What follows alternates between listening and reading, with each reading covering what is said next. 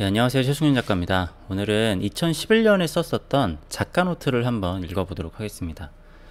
제가 뭐 그렇게 긴 시간은 아니지만 며칠 동안 일단 업로드가 없었는데 되게 많은 일이 있었어요. 되게 많은 일이 있었고 특히 어제 오늘 같은 경우는 제 인생에서 어떻게 보면 가장 중대한 결정이라고 할 수 있는 결정을 내리는 시기가 있었고, 그래서 좀 멘붕이 와가지고 뭔가 이렇게 좀 일이 손에 안 잡히더라고요. 근데 일을 해야 될 거는 굉장히 많이 있고, 지금 여러분들에게 이제 차차 말씀드려야 될 진행되는 일들도 있는데, 하여튼 굉장히 힘들다기보다는 되게 중요한 일이 있었는데, 뭐 이것에 대해서 여러분들에게 공개를 해야 되는지 어땠는지에 대해서 생각이 있어서 나중에 알려드리도록 하겠습니다. 아무튼 2011년에 썼었던 마음의 성질이라는 작가 노트를 읽어보도록 할게요. 되게 좀 어떻게 보면 제가 생각하는 내용들 중에서 중요한 내용인데 제가 안 읽었었더라고요. 한번 읽어보겠습니다. 마음은 자석과 같은 성질을 지녔다. 마음이라 칭해도 좋고 의식, 영혼이라 칭해도 상관없을 것 같다. 사람의 마음은 어느 한 곳에 붙어 있기를 좋아한다. 붙여지는 곳이 자신이냐 다른 곳이냐에서 차이가 생기는데 자극적인 것에 끌려하는 성질을 갖고 있다. 그래서 현실에 있는 자신의 육체보다 머릿속의 생각에 빠져들기 마련이고 자극적인 현상들에 몰두하게 된다. 혼이 빠져나간 사람 같다는 말이 있는데 정말로 자신의 마음이 다른 데 쏠려 육체에서 떠나가고 있는 중이 그렇지 않은가 싶다. 좀 말이 좀 잠깐만 좀 어색하네요. 정말로 자신의 마음이 다른 데 쏠려 정말로? 그냥 일단 그대로 놔둬볼게요. 한 가지 재미있는 사실은 자신은 흔들리는 영혼을 갖고 있음에도 우리는 다른 사람의 마음, 영혼, 의식이 어떤 사람인지는 아주 잘 보인다는 것이다. 바람피지 않는 사람, 꾸준히 묵묵하게 열심히 하는 사람, 의식이 맑고 흔들림이 없는 사람은 쉽게 알아차릴 수 있으며 자기 자신은 그렇지 못함에도 그런 사람과 만나고 싶다고 생각한다. 아니면 오히려 더 큰 화가 생겨 배척하고 욕을 하지만 자신의 내면 깊은 곳을 쳐다보면 그것이 거짓이라는 것을 알 수 있다. 그리고 다시 의식을 뺏기고 그것이 안식인 양 착각하며 사실 자신의 영혼은 흔들리게 된다.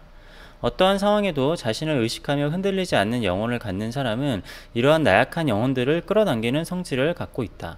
자기 자신으로 안정을 취하지 못한 사람들은 그러한 영혼들을 더욱더 갈구하게 된다. 그렇다면 모든 사람들이 흔들리지 않는 마음을 가질 수 있는 것일까?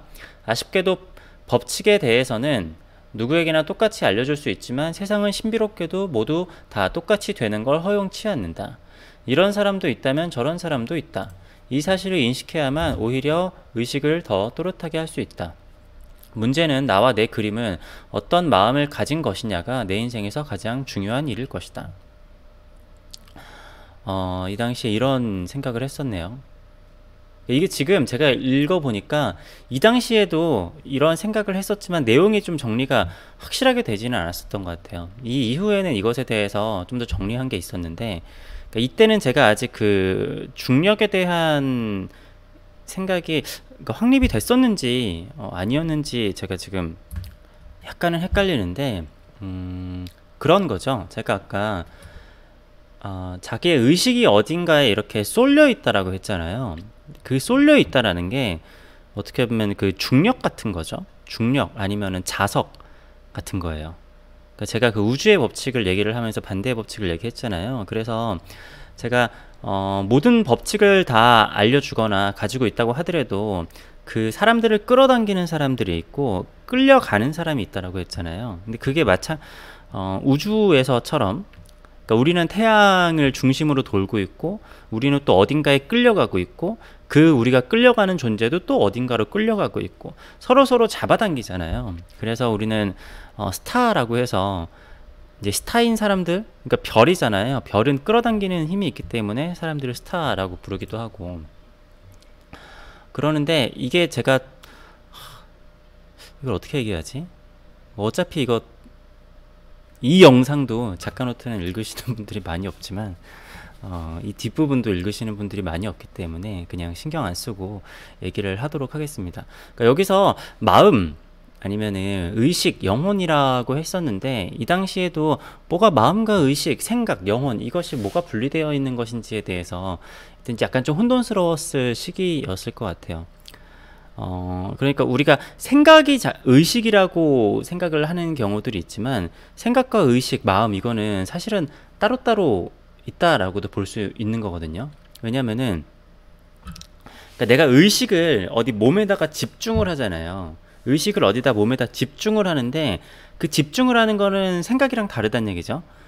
우리가 운동을 할 때 어디 근육 어느 부위에다 집중을 하잖아요. 그러면은 확실히 그게 몸에서도 반응이 와요. 그쪽에 의식을 집중을 하면은. 그러니까 의식이랑 내가 의식을 집중을 해야겠다라고 생각을 해가지고 의식을 집중을 하지만 그건 또 생각이랑은 좀 다른 거죠. 이 얘기를 했었나? 아무튼 그리고 또 마음이라는 건 제가 예전에 설명을 한번 했었던 것 같으니까. 근데 아무튼 그 의식이나 생각, 마음도 마찬가지인데 자석 같은 힘을 가지고 있어요. 자석 같은 힘을 가지고 있어서 어딘가에 들러붙고 싶어하는 성질이 있다라고 저는 생각을 합니다. 그리고 제가 이 글에서는 완벽하게 나의 중심을 가진 사람에 대해서 언급을 했지만 사실은 그런 거는 존재하지 않는다라고 지금 어떻게 보면 생각할 수 있어요. 모든 것은 상대적인 거죠. 왜냐면은 제가 아까 처음에 잠깐 언급을 드렸다시피 이 거대한 은하의 구심점도 분명히 있지만 이 거대한 은하 자체도 사실은 어딘가에 끌려가고 있잖아요. 은하들도 굉장히 빠른 속도로 이동을 하고 있고, 근데 그 이동을 하는 속도라는 거는 내 관점에서 제가 빠르게 나한테서 멀어져 간다 아니면 나한테 가까워진다 라고 하는 것이지, 내가 실제로 어느 정도 속도로 움직이는지에 대해서 자각하고 있지 않는다라고 하면은 사물을 명확하게 보기 힘들잖아요. 그런데 그렇다라고 하면은 내가 사물을 명확하게 보고 있다라는 것 자체가 사실은 어불성설인 경우들이 많이 있는 거예요. 왜냐면은 우리는 지금 지구가 굉장히 빠른 속도로 자전도 하고 공전도 하고 태양이랑 같이 이동도 하고 있지만 그것을 전혀 느끼지 못하고 있잖아요. 그래서 우리를 중심으로 우주를 바라보고 천체들을 연구를 할 수밖에 없었고 지금도 뭐 그러고 있어요. 아무튼 그 마음이라는 것도, 그러니까 별 아니면 행성, 이 우주에 대입을 해가지고 생각을 하면은 굉장히 좀 편해요. 굉장히 많은 경우에는 우리가 뭔가 생각을 많이 하게 되면은 화가 나는 경우들이 굉장히 많습니다. 그리고 내가 머릿속에 여러 가지들의 생각이 있잖아요. 제가 생각의 독재에 대해서도 말씀을 드렸었는데 내 머리 안에도 굉장히 많은 별들이 있어요. 근데 그 별들이 다들 자기의 생각을 하나씩 가지고 있다라고 생각을 하면 됩니다. 그런데 이 생각이라는 게 어느 하나가 강해지잖아요. 그러면은 나머지 생각들이 다 그 생각으로 끌어당겨져요. 그래서 사람이 어떻게 보면은 굉장히 다양한 생각들을 하고 그래야 되는데 그 생각들이 너무나 많이 뭉쳐지거나 그렇게 되면은 생각의 독재가 되어버리는 거죠. 여러 가지의 가능성, 여러 가지의 방면을 생각을 하는 게 아니라 한 가지 생각만 하게 되고, 그게 너무 심해지다 보면은 그냥 어떠한 다른 생각을 하더라도 다 이 생각을 구심점으로 해가지고 다 쓸려가요. 그러니까 내가 뭔가에 답을 내리거나 뭔가를 하게 되면은 세상이 다 그렇게 보이는 거죠. 뭔가의 하나의 음모론에 휩싸여 있다라고 하면은 다 이 음모론으로 세상이 보이게 되고, 뭔가의 하나의 사상, 여러 가지에 되게 되면은 이 사상 하나가 너무 커지게 되면 머릿속에, 그렇게 되면은 다 이쪽으로 빨려 들어가요. 그래서 굉장히 무비판적으로 그렇게 되는 경우들이 생겨나는 거죠. 근데 그게 어떻게 보면 되게 자연스러운데, 여기서 조금 더 나가는 얘기를 들으자면은, 제가 얘기하면서도 정리가 이게 안 되는 얘기라서 듣고 계신 분이 있을지 모르겠는데, 아무튼 우리가 잠을 잘 때요, 우리가 실제로 잠을 잔다라는 행위는 뇌세포들 사이에, 이걸 뇌세포라고 해야 될지 뭐라고 할지 모르겠는데, 자고 있을 때 얘네들이 점점 가까워져요. 가까워지면은 그 사이에 틈이 없어가지고 뇌세포들 사이에 청소가 안 돼가지고 그렇게 뭔가 되게 피로해지고 뇌의 기능이 떨어지거든요. 그런데 잠을 자게 되면은 이 뇌세포들의 사이가 이렇게 벌어집니다. 간격이 떨어져요. 그래서 그 사이로 인해 가지고 뇌세포들에 이렇게 노폐물들이 빠져나올 수 있고 청소할 수 있거든요. 그러니까 우리가 계속 눈을 뜨고 있고 생각을 하게 되면은 그 생각들이 점점점 붙어져 버려요. 붙어져 버리는데, 우리가 어떻게 보면은 잠을 잔다라는 건 잠깐 죽는 거잖아요. 그래서 죽은 상태에서 이 뇌세포들이 잠깐 떨어져 가지고 이렇게 생각들을 하는 거죠. 그래서 어떻게 보면은 이 뇌세포의 관점에서 봤을 때 뇌세포들이 붙어 있으면은 생각을 제대로 할 수 없잖아요. 뇌세포들이 떨어져야 돼요. 그래서 그 서로서로 달라붙는 성질을 다 이렇게 반대로 할 수는 없지만, 기본적으로는 내가 뭔가의 생각이 서로서로 너무 크게 붙어 달리려고 할 때 이것을 좀 떼어내려고 하는 노력이 필요하다라고 생각을 합니다. 네, 아무튼 이거는 제가 이거를 쓴 다음에 이것에 대해서 연구를 한 것들을 이제 말씀을 드리는 거예요. 그래서 자극적인 것에 끌려하는 성질을 가지고 있다라고 하잖아요. 그래서 제가 아까 화를 내는, 생각이 많다 보면 화가 난다라는 얘기가, 그러니까 물리적으로는 생각이 많으면은 머리로 피가 몰리게 되고, 그러면은 수승화강의 반대가 돼가지고 실제로 열이 위로 올라가서 화가 나게 되는 것도 있는데, 이 생각이라는 것 자체가 사실은 자극적인 것에 끌려하는 성질을 가지고 있다라는 거죠. 왜냐하면 자극적인 것이라는 것 자체가 극과 극이 만나 있으니까 당연히 끌어당기는 힘이 좀 셀 수밖에 없어요. 그래서 그것을 집중을 하지 않으면 생각이 그냥 자연스럽게 자극적인 것들로 그냥 빠져듭니다. 그렇게 돼서 제가 여기에 썼었던 현실에 있는 자신의 육체보다 머릿속의 생각이 빠져들기 마련이다 라는 게 무슨 얘기냐면은, 제가 아까 우리는 생각도 있지만 의식이 있다라 그랬잖아요. 그리고 마음도 있고, 실제로 우리의 몸도 그러니까 내가 운동을 할 때도 어느 부위에 정신을 집중을 시키면은 거기가 실제로 육체적으로 효과가 더 있잖아요. 그런 거랑 마찬가지로 내가 내 정신을 육체에다 얼마나 할애를 하느냐에 따라서 육체들도 그게 반응이 달라져요. 근데 내가 그냥 육체는 원래 따라오는 거지 뭐. 그러니까 뭐 다이어트를 할 때도 내 몸의 상황을 고려하지 않고, 야, 난 다이어트를 할 거니까 오늘부터 몸은 그냥 내가 하는 대로 따라와라, 이런 식으로 하면은 그게 절대로 그렇게 되지 않아요. 내 몸이라는 것도 내가 신경을 항상 써줘야 되는 부분이거든요. 그냥 무작정 따라오는 게 아니라 항상 살펴보고 항상 관심을 가져주고 어떻게 보면 뭐 사랑해주고 그래야지만 육체도 제대로 된 기능을 할 수가 있는데, 사람들은 대부분 머릿속에 자극적인 생각들에 빠져들기 마련이고 육체를 좀 등한시하는 경우들이 있어요. 그래서 여기서 얘기한 혼이 빠져나간 사람이라는 건 뭐냐면은, 어떻게 보면은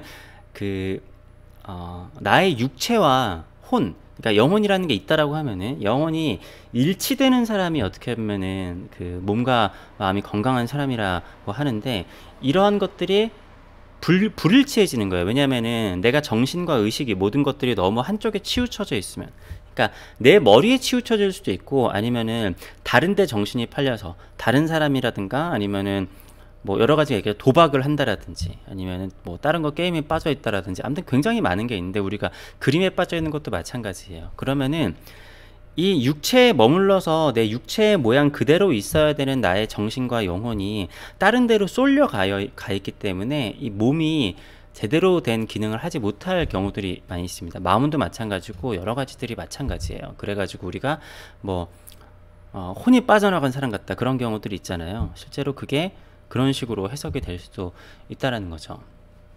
그런데 대부분의 많은 사람들은 흔들리는 영혼을 가지고 있어요. 흔들리지 않는 사람은 없다라고 생각을 합니다.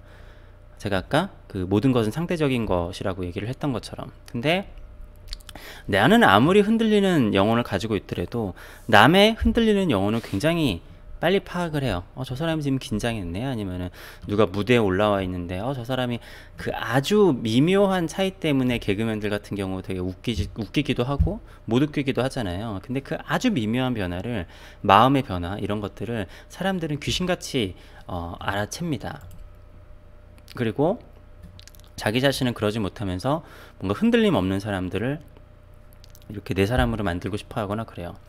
뭐 예를 들어서 결혼을 할 때 상대방의 마음의 확신을 확인하고 싶어 하는 경우들이 많이 있습니다.